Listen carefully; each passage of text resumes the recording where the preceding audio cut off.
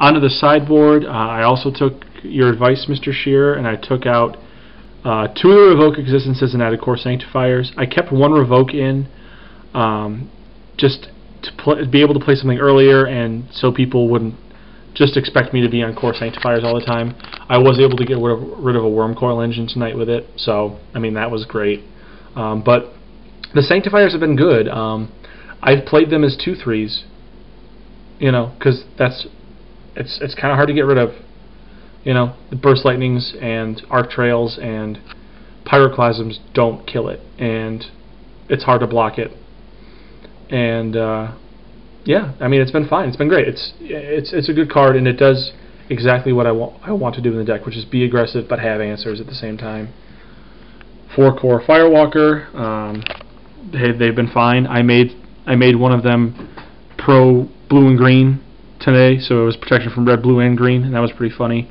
I might go down to 3 just because it is kind of hard to get 2 white, but I don't quite know what I'd put in the sideboard.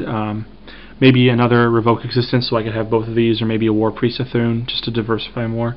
Put in Arc Trails tonight. I only brought them in once, but they were fine. I'm going to keep them in just because I feel like they should be good, especially against like vampires and elves. I mean, I've seen vampires on vampires, just whoever has the Arc Trail just blows them out, and I feel like I could take advantage of that with this deck.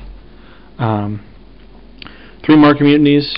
I didn't need to use them tonight, but I don't see anything wrong with keeping them in.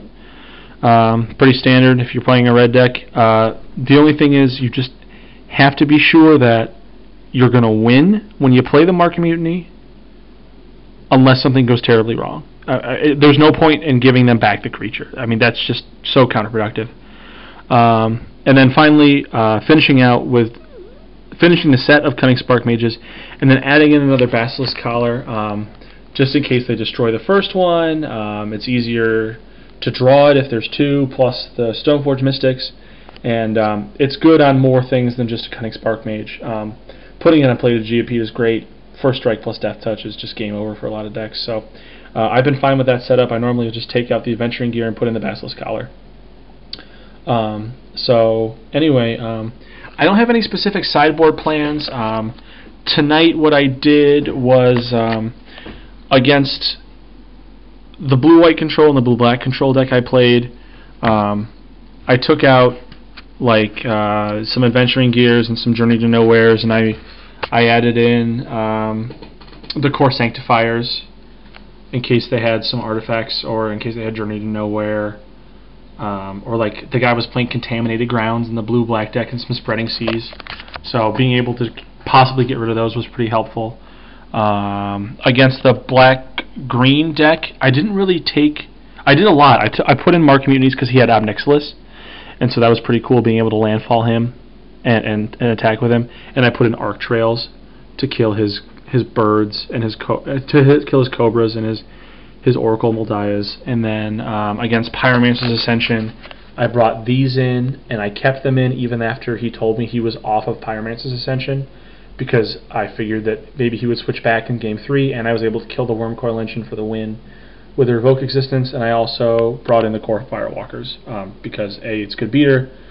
The games went really long, and eventually Core Firewalker was able to take it down at the end of like turn 3 of extra turns. So good performance tonight. I'm happy with the deck. I'm going to keep it as is. I also was able to build Pyromancer's Ascension myself, so when I get a chance to play Constructed again, which might be a little while because we have final exams and then Christmas coming up, and then I will be back in Omaha because that's where my parents live, so I'll probably be playing in Omaha.